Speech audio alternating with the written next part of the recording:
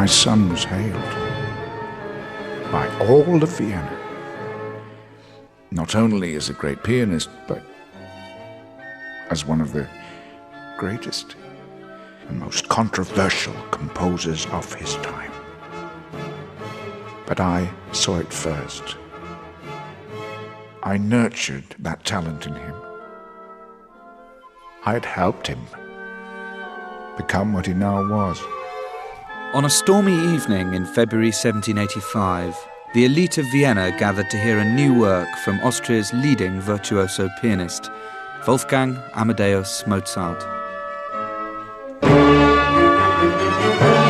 The importance of what lay within this masterpiece was known to only one man, Leopold Mozart, the composer's estranged father.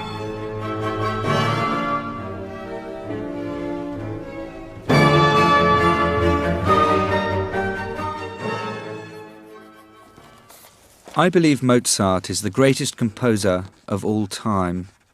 The popular view was that he was born a genius straight from his mother's womb. But in my opinion, his brilliance grew and developed from the loves and losses during his brief 35 years. Life was the driving force of his genius. In this series, I want to discover, helped by the true accounts of those who knew him firsthand and following in his footsteps, how Mozart's own suffering and joy created music so powerful that it captivates the listener today just as it did that first audience more than 200 years ago.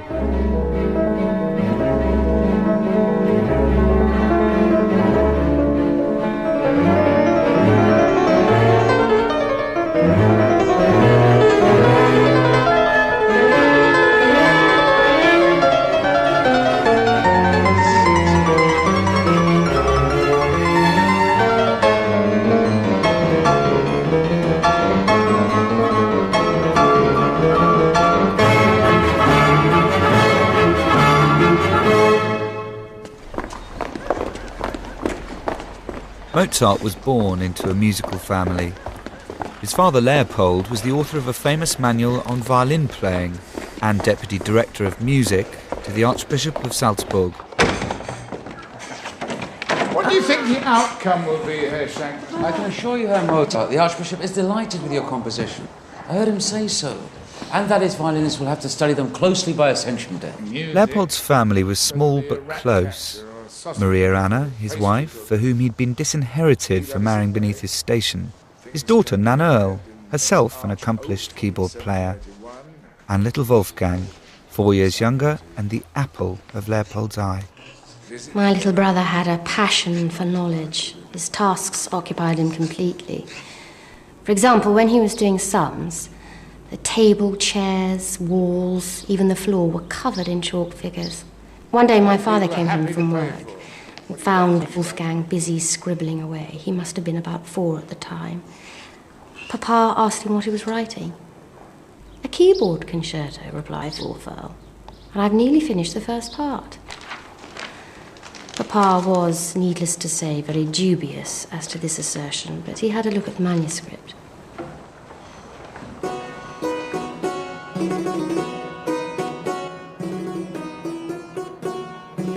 That evening when I asked him to play me something, I knew immediately that my life was now in servitude to something as rare, sounds poetic, I grant, as rare as when the moon blots out the sun. Let's hear the subject. God had given him to me in his great mercy. The answer. It was my duty from the moment he began to play to ensure that my son's sacred music brought joy to the world.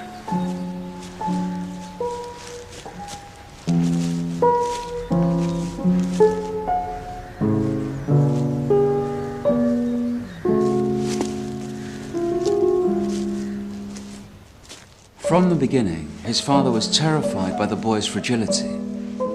The boy was particularly disturbed by harsh, discordant, excessively loud sounds. So to make sure that this wonder, this miracle of nature, was not deterred by such sensitivity, Leopold asked me to sneak up on him unawares with my trumpet. When I blasted him from behind, Wolfgang's face drained of blood, and to his father's shock, the boy quite fainted. Aware of his son's sensitive condition, Leopold's excitement remained undiminished.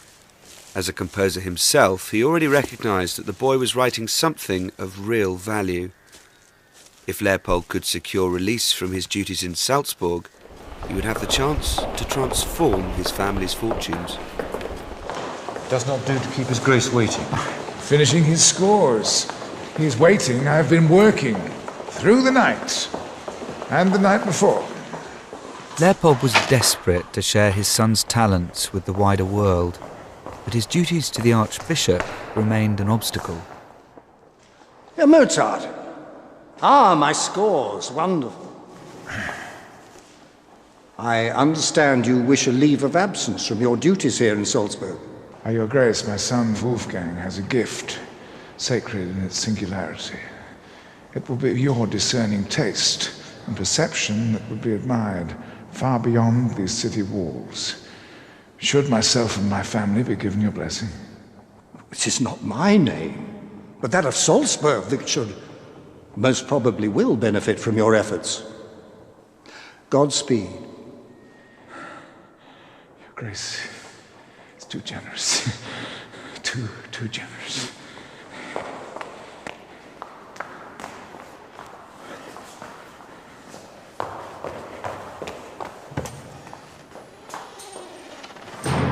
It must have seemed like the most terrifying enterprise for Leopold on that day, the 9th of June 1763.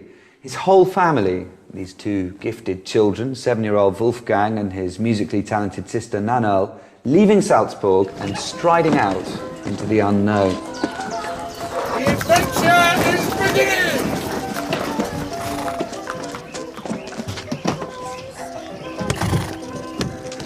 It was, I think, the make or break for Leopold, testimony perhaps to his great sense of self-belief.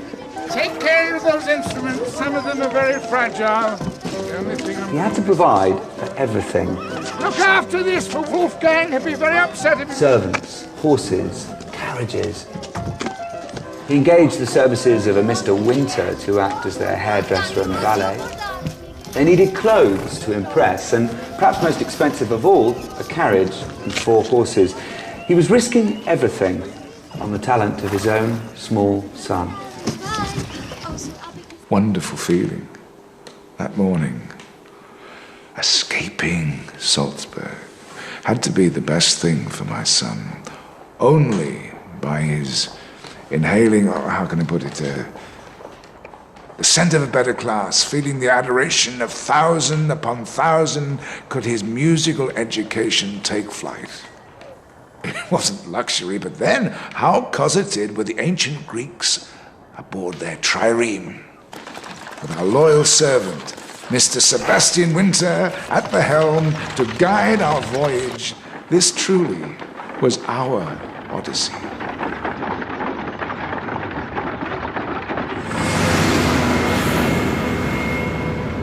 Driving as I am across Central Europe, I can only marvel at the enormous distances that the Mozart family had to traverse. But that being said, Leopold had picked the perfect time for this great trip. The 7-Year War had just come to an end. It had been a particularly bloody conflict where all anyone could do was watch their back and look after their own. But now, with peace across much of Europe, the aristocracy in particular were able to enjoy themselves again and to throw money at entertainment. He's all of 7. How can a little mite of 7 impress us? Come and sit on my lap, you little monkey. Come along.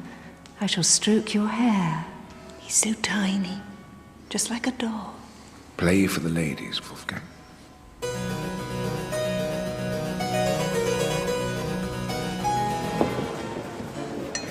Oh, you poor little thing.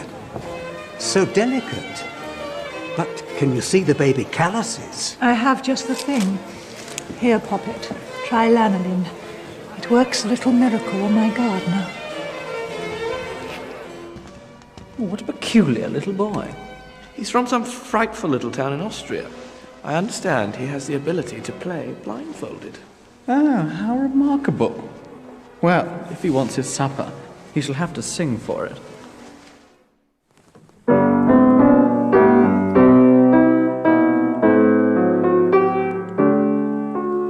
When the tiny Wolfgang was asked to play, what most astonished his aristocratic audience were his powers of improvisation.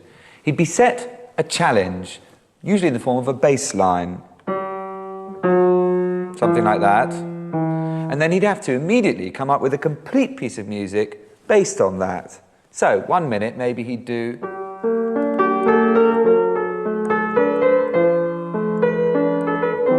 Five minutes later, he'd come up with something completely different.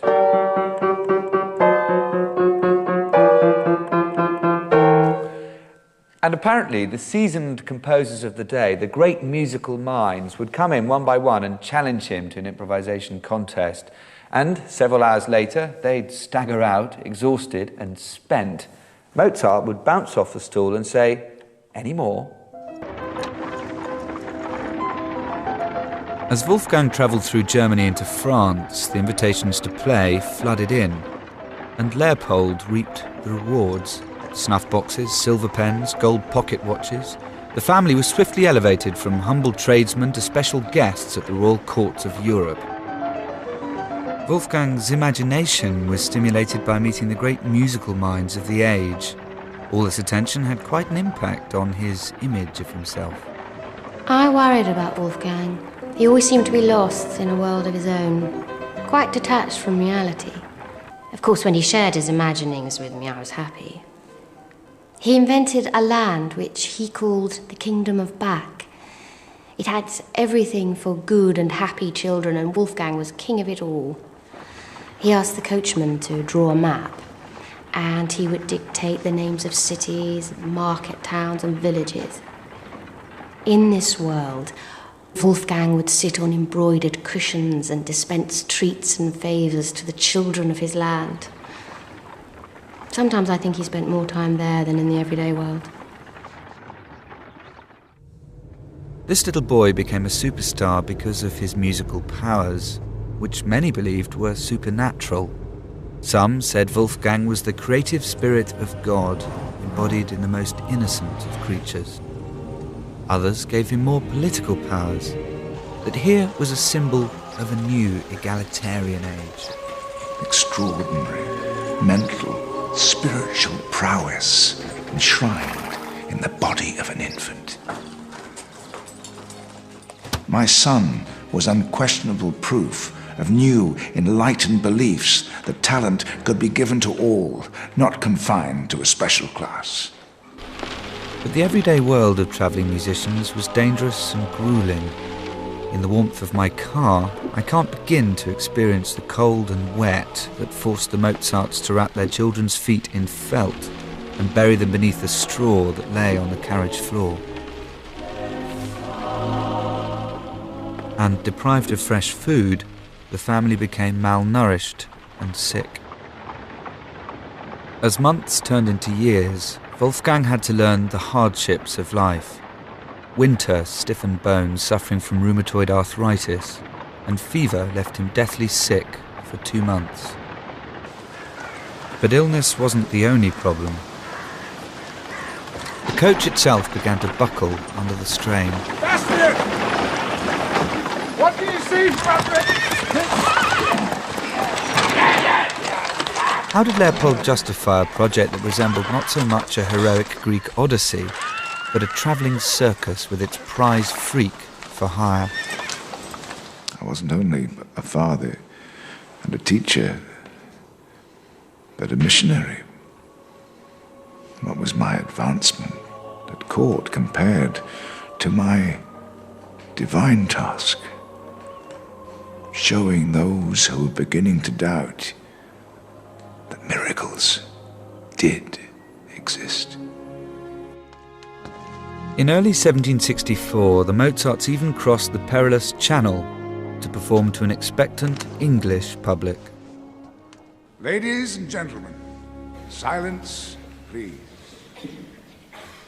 The greatest prodigy that Europe, or even human nature, can boast of is, without contradiction, the little German boy, Wolfgang Mozart. A boy, 8 years old, who has, and indeed, very justly, won the admiration of not only the greatest men, but also the greatest musicians in Europe.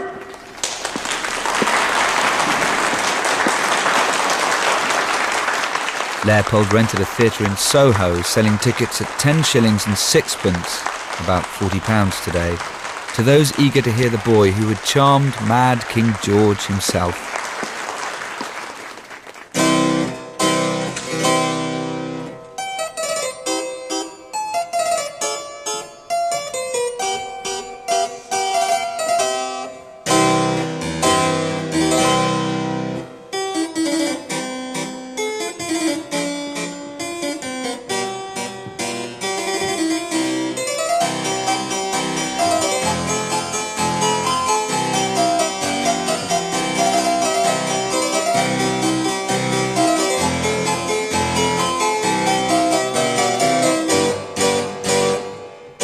In the duets, Wolfgang would play the lower role, whilst Manuel was given the more seemly higher octaves.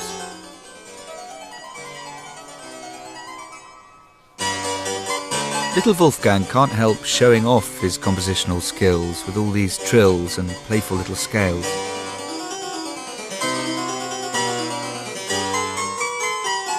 But in its uplifting warmth and lightness in feel, you can hear his rapid strides from his early works and sense the greater things to come.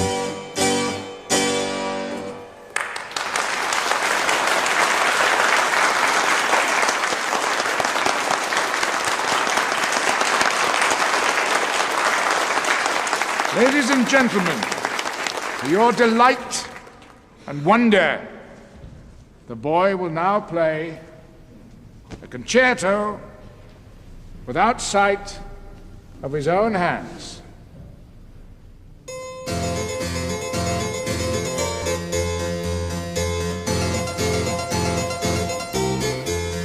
But there were also those deeply suspicious of Wolfgang's true abilities. The English authorities appointed a jury to assess whether Leopold was being truly accurate with his claims that such extraordinary compositions came from the head of an 8-year-old boy. I was charged with submitting tests to the Royal Society.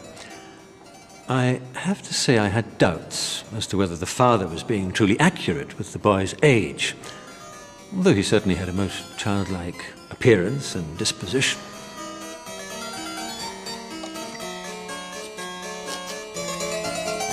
My report to the Royal Society stated most emphatically that his execution was amazing. The scale clearly preponderated on the side of Mozart, and that he was as worthy as our own Handel of receiving the title prodigy. During this 3.5-year grand tour the Mozarts made, Wolfgang learnt an enormous amount. He found how to charm and entertain princes and kings, Louis XV, George III, and also how to transfix a crowd. And one of the things I love about Mozart is that even in these formative years, his music was for everyone.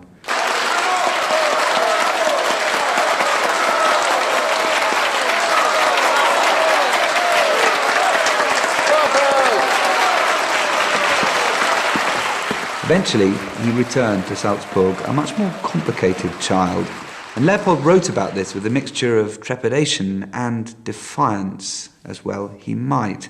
Childhood has the power to entrance. I sometimes think that Leopold was a dreamer of almost impossible dreams, in that he hoped, by sheer belief alone, that he could render childhood eternal.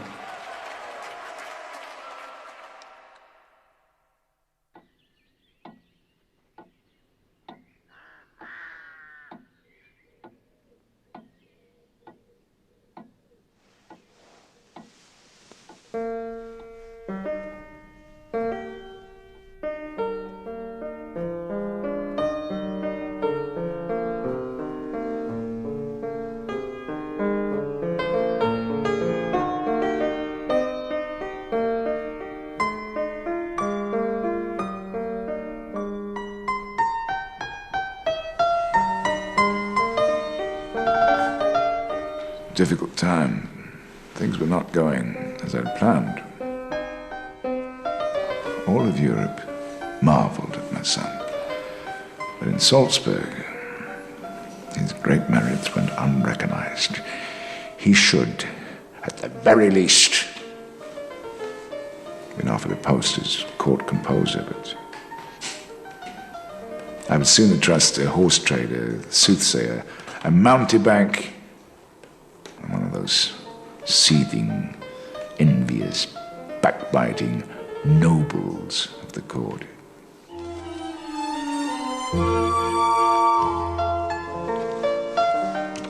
Most beloved and esteemed Signor, I beg you to tell me what you think of my humble music. We live in a world where the arts should be encouraged, so that we may enlighten one another. But in the country where I live, music must struggle even to exist.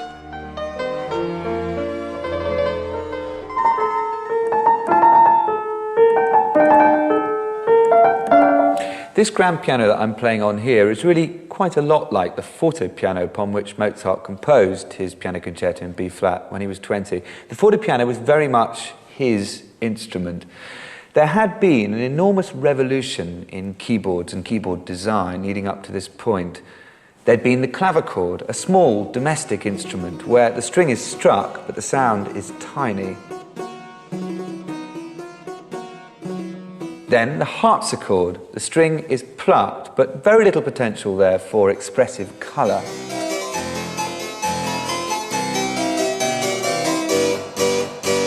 And then there was the fortepiano, which by the 1770s was undergoing a revolution of its own in terms of the way its action was designed.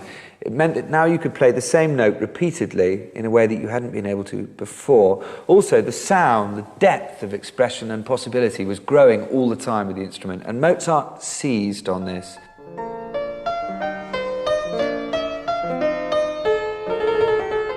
But here, in this B-flat major concerto, there is actually a sense of being hemmed in, of constriction in this music, which must have been very much how Mozart felt being stuck in Salzburg.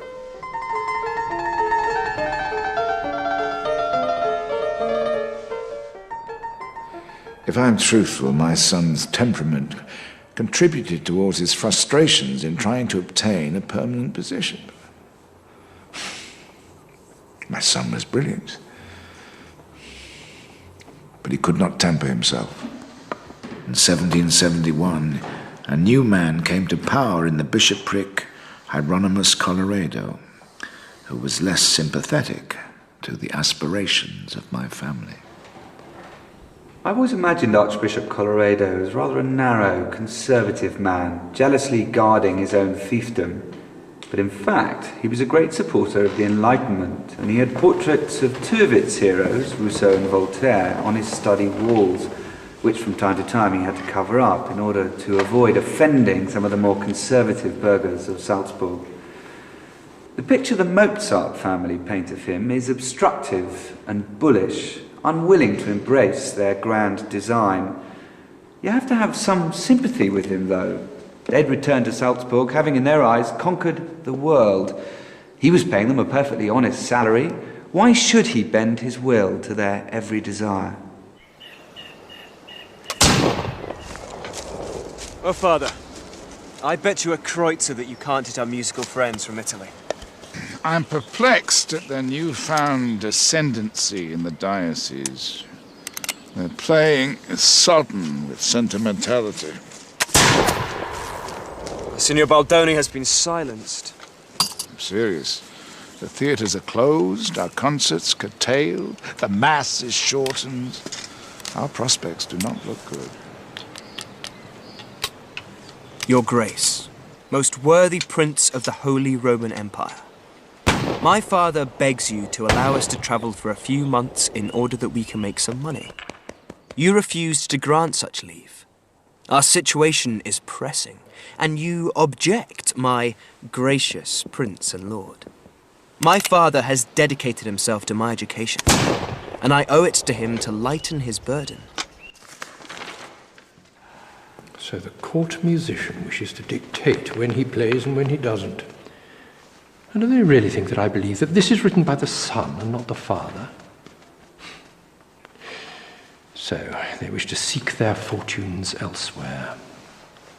And so they shall. Tell Mozart the younger that he may travel, but that I'll not have the treasury drained by the father's absence.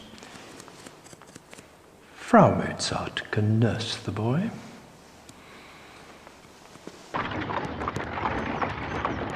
Mozart's liberty was a blow to Leopold. At 21, he'd flown the nest. Frau Mozart was ordered to spy on his every move. Did I tell him to take the straight road from Salzburg to Mannheim? Yes, you did, Father. Does he know to approach Munich from the east? Yes, he does. Because the bridge has collapsed. Perhaps it is my fault, his lack of worldliness. I have done everything for him, trying to give him the freedom to concentrate. Exchanged money, found horses, lodgings, practically wiped the crumbs from the corner of his mouth. How can he be expected to obtain a position without my help? If he fails, everything is lost. It seems as if the more distance Mozart put between himself and his father, the more he dallied and avoided employment. Mozart had tasted freedom, and he had a novel supply of excuses for why hard cash wasn't being sent back to Salzburg. No money, but another fine gold watch. What one needs on a journey is money, and now I have 5 of the things.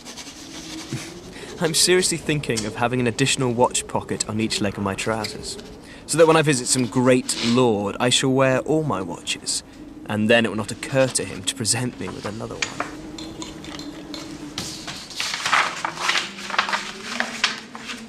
Mozart had more pleasurable distractions than begging a position. A year into his journey, he experienced a new sensation: sex. Before long, he was bedding his cousin Maria Tekla and writing her letters that were explicitly coarse. And then, on reaching Mannheim, Mozart met a 16-year-old singer and fell in love.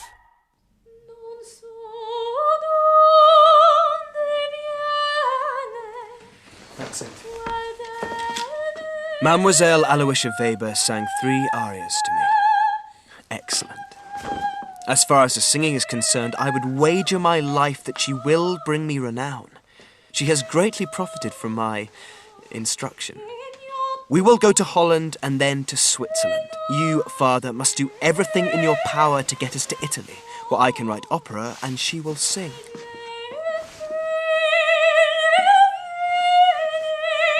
Examine yourself, my dear Wolfgang. Millions have not received the tremendous favor which God has bestowed on you. You are confronted with far more dangers than those millions who have no talent.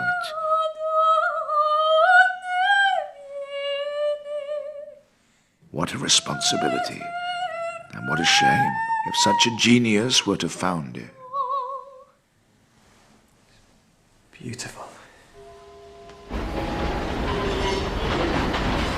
Leopold now dedicated himself to tearing his son from Aloysia. As he saw it, his whole life's work depended upon it. Classic parent behaviour here, I think. Father sensing control of his son slipping through his fingers, so he goes off the deep end. And there's an amazing letter he wrote on the 11th of February 1778, which is a torrent of anguish, self-pity and threats. He orders Mozart to Paris, claiming that he'll be otherwise utterly forgotten by the world. Yes, I told him he risked being captured by some woman and dying, bedded on straw in an attic full of starving children. What else could I do? If you'd have been a father, you'd have done the same.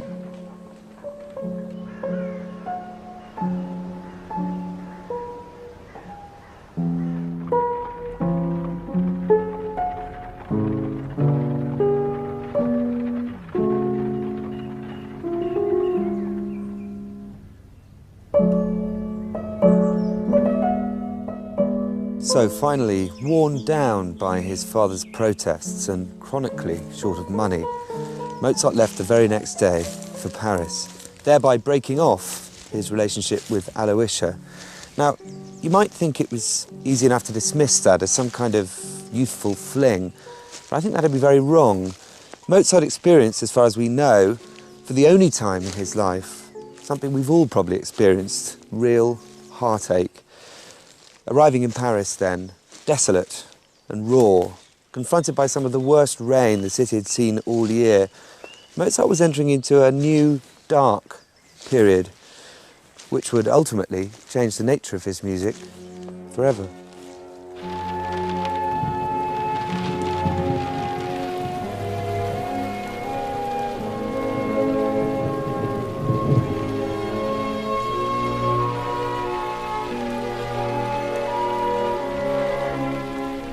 My dearest father, I have some very distressing news for you. My dear mother is very ill. She has been bled, but complains of shivering and feverishness. The doctors give me hope, and we must remain calm.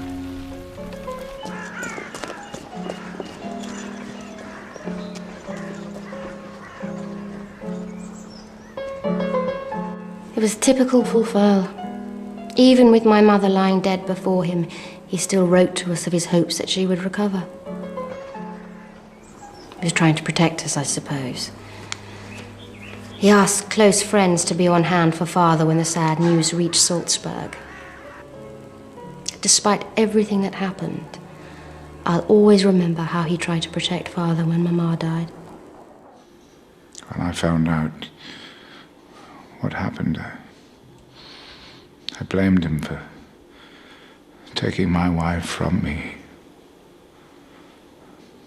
Maria Anna had borne me 7 children, 2 of which survived. By the grace of God, the love she had for 7, she gave to 2. Lost in his own world. He did not care for her. He took her from me.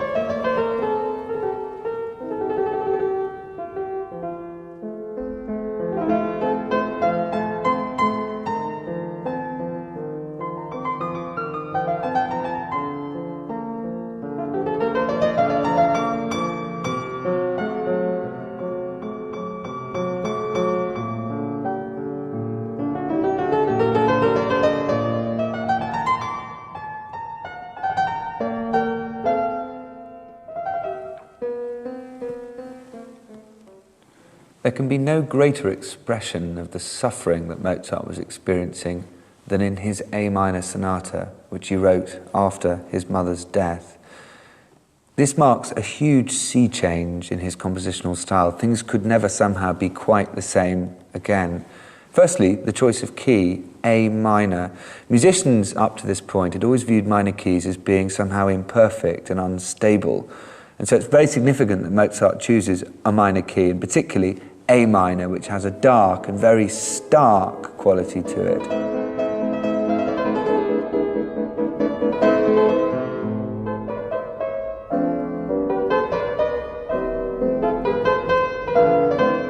Also, there's an enormous sense of contrast through the piece, so that you get pianissimo butting up against fortissimo, very soft against very loud, in a way which simply had never been seen before in a keyboard sonata.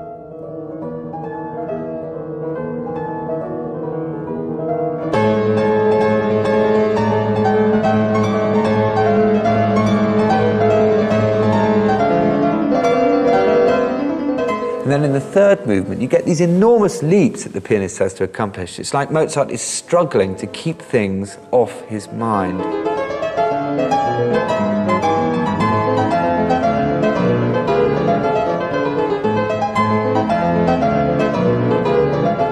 And And the way he ends the movement is so abrupt and unsatisfactory, charging forward, sort of beyond the buffers.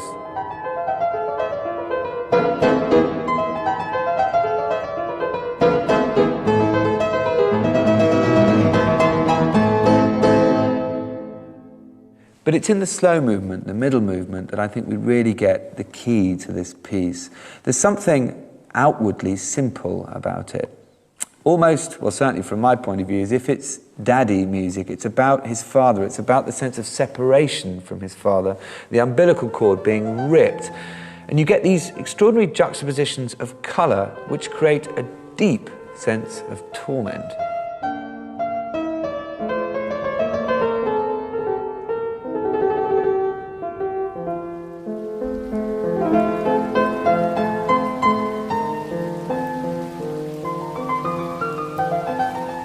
In early 1779, Mozart returned to Salzburg and the watchful eye of his family.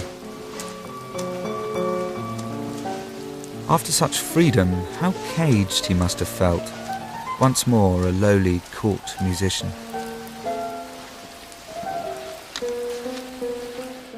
As you know, Wolfgang and I were now employed by Archbishop Prince Colloredo of Salzburg. I despise the man. Be that as it may, things came to a head in 1781 when the Archofer, which is what we called him, decided to visit Vienna, bringing an entourage with him, including Wolfgang. It's a shame that I had to stay in Salzburg. Perhaps I could have restrained him. But a man of 25 years ought to know when to keep his temper. Brook such impertinences. Mozart must be quartered here so we can keep an eye on him. There's the conceit and arrogance of his father. Mannerisms unwelcome in those who peddle themselves around Europe like travelling beggars. The elder is of little use in my employment. Small wonder that none will take on the son. You will ensure that he sits where station requires, beneath the valet with the cooks. We should put an end to such fantasies of station.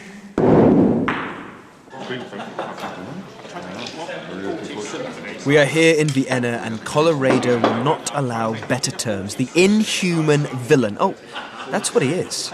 A villain. I am seething with rage, for twice already he has said the greatest sottises and impertinences to my face. He called me a rascal and a dissolute fellow, a cretin. Oh, I do not want to write to you all the things he said. Finally, as my blood began to boil, I said, "So your Highness is not satisfied with my service?" "What? Are you threatening me?" "You cretin. There is the door. I don't want to have anything to do with such miserable scum anymore." At last, I said, "And I don't want to have anything to do with you anymore either." These letters from Wolfgang are completely wild. You cannot accuse the Archbishop with all sorts of insults and abandon our private code. It's his intention. He knows the Archbishop's spies open all the letters. Even now, they're rubbing their hands, gloating at his downfall. He has thrown away his only paid employment and willfully endangered my position.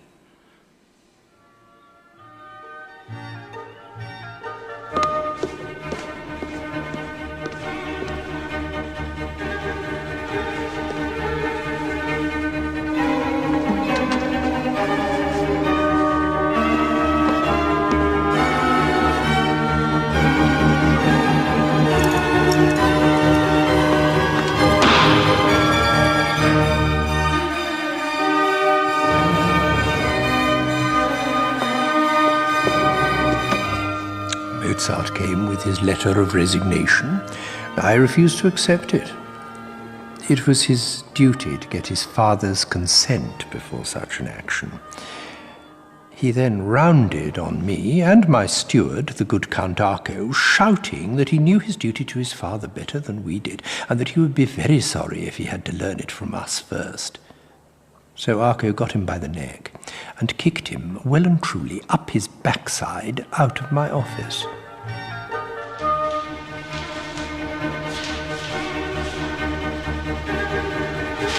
You say that I have never shown you any affection and therefore ought now to show it for the first time. You add that I will never sacrifice any of my pleasures for your sake. To please you, I would sacrifice my happiness, my health and my life, but my honour, that I prize above everything. We had constant rumours about Wolfeld's behaviour in Vienna. Drinking, womanizing, creating all kinds of scandal. My father was quite tortured by it. Me, I just thought, yet again, little brother inventing the rules for himself. If only I had gone to Vienna, I would have calmed him down, helped him to live a more ordered life. I wanted to be with him. But father still needed me in Salzburg, and he never requested to visit. He was too proud for that. But I knew what was going on in his heart. On the question of Colorado, it was unthinking, disrespectful to me. That's all I have to say. This was a decisive moment for Mozart. Free from Colorado, he was free from his father. At last, he had the chance to unleash his almost obscene powers of creativity in the most exciting city on earth. Vienna in 1781 was a bit like Berlin in the 1920s. It was the place where musicians and artists of every hue were flocking. Also, there was a new emperor, Joseph II, who called for freedom of speech, an end to censorship, and was busy building a whole new social landscape where anyone, regardless of background or breeding, could become someone.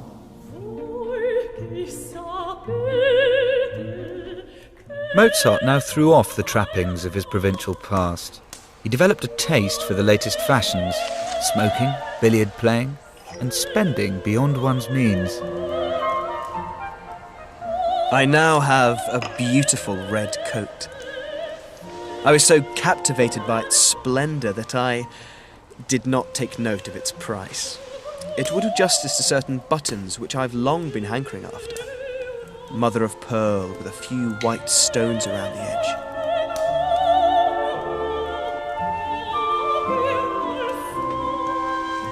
Why is it, I wonder, that those who cannot afford it would like to spend a fortune on such articles, and those who can pay do not do so?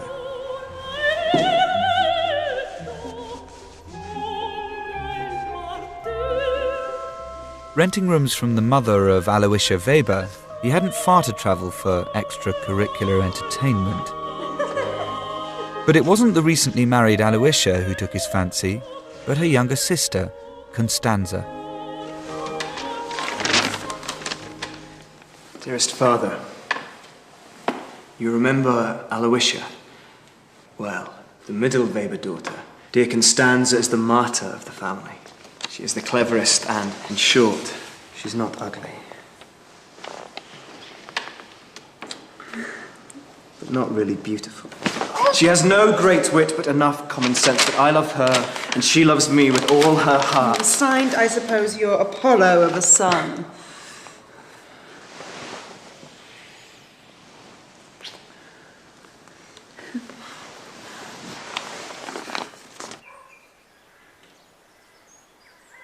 Treachery! This is how I react to treachery! Betrayal! My own flesh and blood!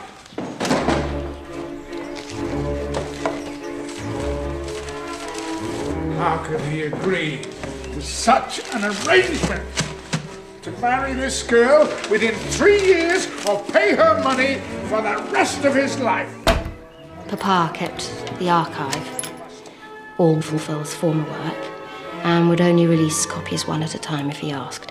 It was right that he administer such control. Oh, he must take me for an idiot. This Constanza Weber is clearly a prostitute and a guardian, a pimp, a panderer, a low peddler of dank flesh. The Mozarts are unjust. It's true that my mother and guardian drew up such a document, but I was shocked to see such preconditions. I called Wolfgang to me and asked directly whether he loved me. He said yes, he did. And so I immediately ripped the document in two. If I had my way, she would go down in history as the woman who corrupted my son, broke up my family. And my dearest Nunnerl, who stayed ever by my side, she shall have whatever riches I leave behind. My brother wrote to me protesting as to how there can be such monsters in the shape of my father, and that he would write to him and call him worse than the devil, and that he would marry Constanza Weber with or without our papa's consent, which he did, and my father and I, no, we never forgave him. His father's consent was withheld until after the wedding. He was torn apart by it. And the feelings came out in other ways. I saw all the suffering, the pain, and the guilt.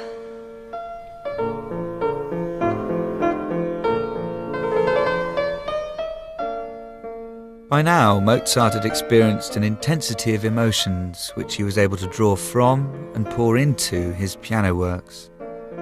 I believe it's his experience of life that gave him the ability to capture in music the sense of what it is to be human. Music where joy and pain can be experienced at the same time with equal intensity. Here's a composer writing not just to fulfill a commission, but out of great spiritual inner need. Dearest Wolferl, Father refuses to release the music you have asked for. I'm sorry, but he is really very upset. You must think of him also, of all the years of sacrifice. It's only on reading these letters that I realised just how painful the split was between Leopold and Wolfgang. They'd had the most intensive hand-in-glove type father-son relationship.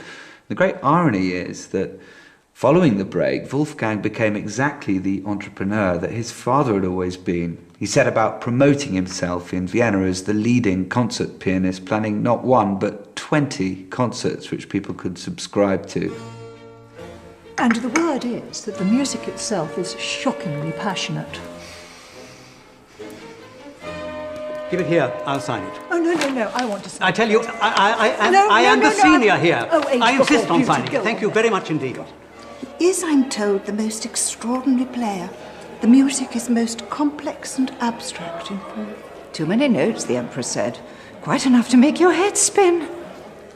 What do you think? Doing everything himself. Not only writing and performing, but playing the businessman. And these concerts are not in theatres. No, they're in the open air. And in casinos. Mozart's new subscription concerts were an astounding success. They were the must-have tickets in town. Anyone who was anyone wanted to be there. He was also attracting a broader audience, the newly empowered middle classes. This was gripping music, which spoke directly to its public, a public that was already falling over itself to hear this great new athlete of an instrument, Mozart's redesigned forte piano, an instrument that was capable of taking the orchestra on equal terms in full-blooded dialogue and debate. And so by harnessing the great potency of this new instrument, coupled with his own creative brilliance, Mozart created the modern piano concerto. It's this enormous energy that pulses through Mozart's masterpiece, the D minor. He'd barely completed it before travelling through the streets of Vienna, followed by the instrument itself. Awaiting with anticipation was none other than Emperor Joseph II himself. But there was someone more important who planned to be there that evening. Wolfgang and I had not seen one another for nearly 2 years, but I could resist it no longer. My son was hailed by all of Vienna, not only as a great pianist, but as one of the greatest and most controversial composers of his time.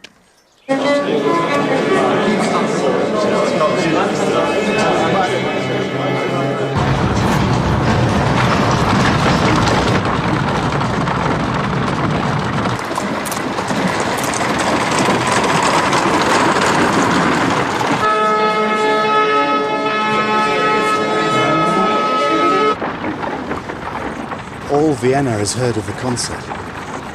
You must be very proud. Perhaps I may glimpse the young maestro when we arrive. No, he won't be meeting me. The truth is, he does not know what time I'm arriving. A little surprise.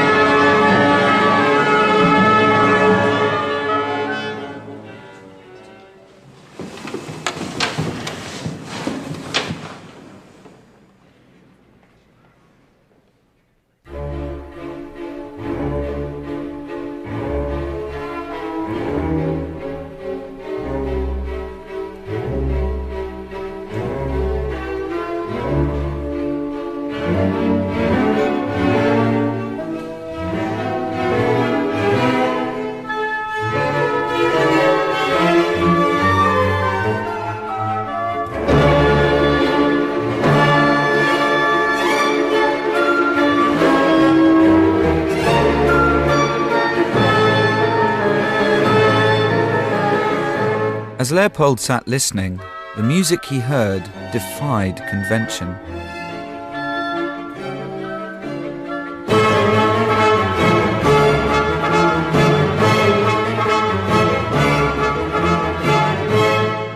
There's a new confidence here, which you hear right from the start, this incredible, audacious and weird opening.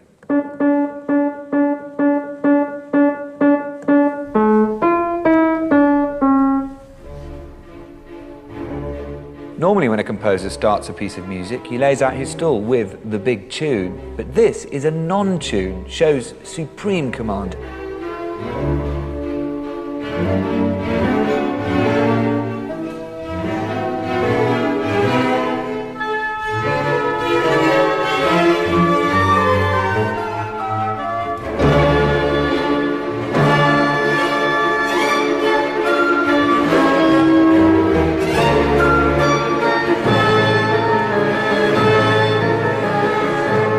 The entry of the second theme comes as a real surprise. We've been here, then new key, and now he ratchets up the harmony, raising the blood pressure.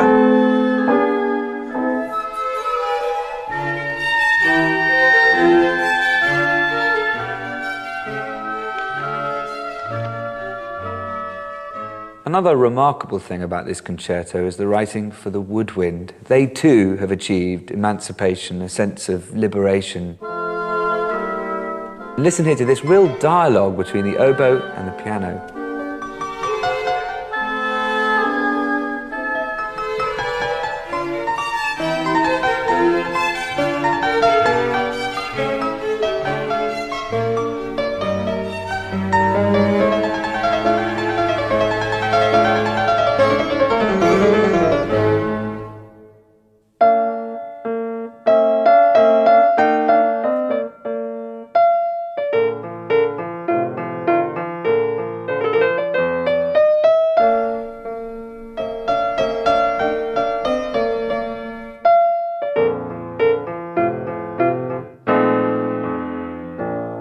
There's a great childlike simplicity to this theme which opens the second movement of the D minor. It's of the nursery, but laced with nostalgia. It's like an adult looking back at their childhood, and that sense you have as a child of placing yourself completely in the arms and the love of your protector, your father.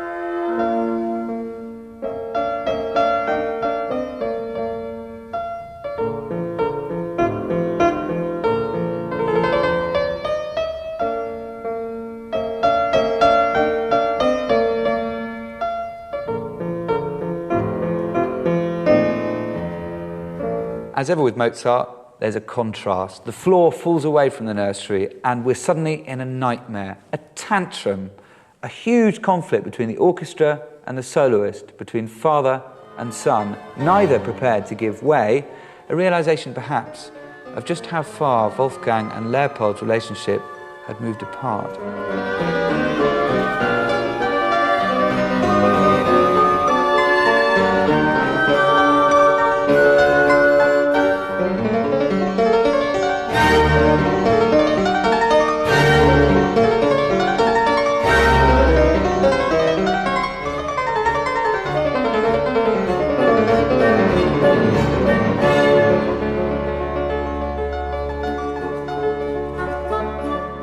Texture and colour saturates the third movement of the D minor.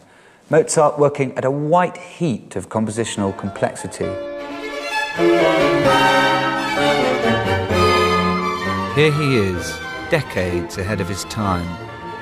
To me, this has all the torment, fire and passion of the greatest composer of the next generation, Beethoven.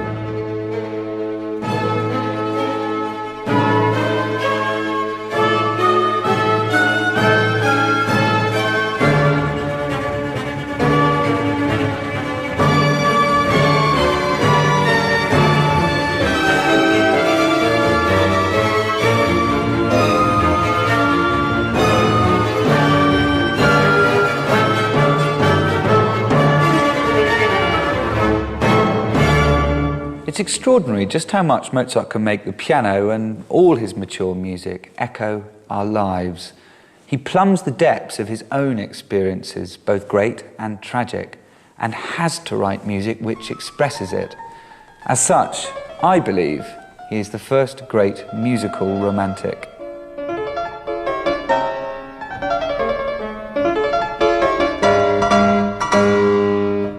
The concert was magnificent. I had the great pleasure of hearing so clearly all the interplay of the instruments that from sheer delight, tears came into my eyes. When he left the platform,